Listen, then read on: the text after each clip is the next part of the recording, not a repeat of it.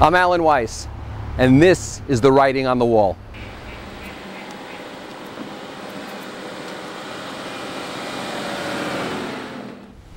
Hi, I'm Alan Weiss, and this is the writing on the wall. Today's episode, political correctness. This is dangerous. In fact, I would tell you that political correctness is to communication what bureaucracy is to productivity. Do you get my drift?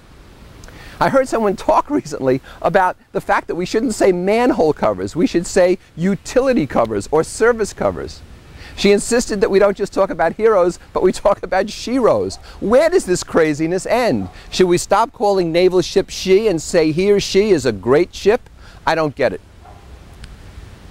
There are people who claim they have such powerful sensitivities to scent that no one within eye's distance, no one to the horizon can wear perfume or cologne or any kind of scent. It's ridiculous. How do they get to work?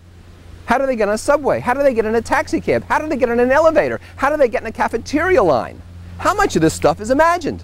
As I stand here today, it happens to be 9/11, the 5th anniversary. And I remember not long after the tragedy itself, there was a memorial proposed, pictures, images of these 3 bold firefighters raising the flag on the wreckage, one of the most moving photographs ever taken. And there was actually a movement to replace the 3 actual firefighters with someone from minority communities and different gender and so forth to show more diversity. We can't have revisionist history. We have to show history as it is, I think. You know, I was in the Midwest doing work for a client, and on the weather was a speaking impaired weatherman. You could barely make out what he was saying.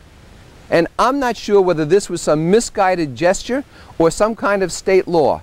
But I don't want blind people flying airplanes, unfortunately, I guess. I don't want speaking impaired people giving me information that I have to hear.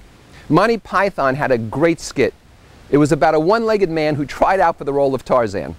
And the audition people, the casting directors, were somewhat sensitive to this, and as the man hopped around the stage, he said, "Tell me something, is it a disadvantage that I only have one leg trying out for Tarzan?"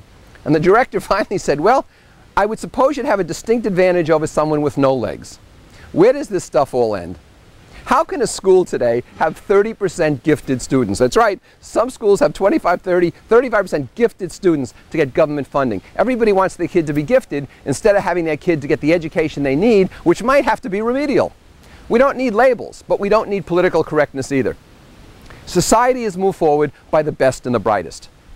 Everybody deserves an equal playing field, a level playing field. Everyone deserves an equal starting line, but nobody should be guaranteed an equal finish line. That's not how society moves forward.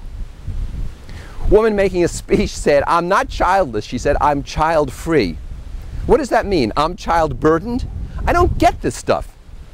And then we have the pronoun police. We have the people who write in to the magazines and newspapers, despite the content of the piece, only saying that male pronouns were used or not enough female pronouns were used. I was at GE speaking, and after the speech, 2 women came up to me 10 minutes apart. One woman says, "I really liked your speech." I said, "Really, why?" She said, "Well, because you used he and she, you gave female and male examples, you seem to do that naturally." And I'm saying, my goodness, that's what she pays attention to? 10 minutes later, another woman comes up and says, "I hated what you did." Why? Because when you took questions, you were much kinder to men asking questions than females asking questions. My goodness, what are you keeping track of here? How can you go through life that way? Seems a burden to me. The worst part is we're not looking at the real problem. People talk about glass ceilings, but what organizations have created are glass walls. And by that I mean women and minorities are channeled into human resources. They're channeled into legal. They're channeled into finance. And they never escape.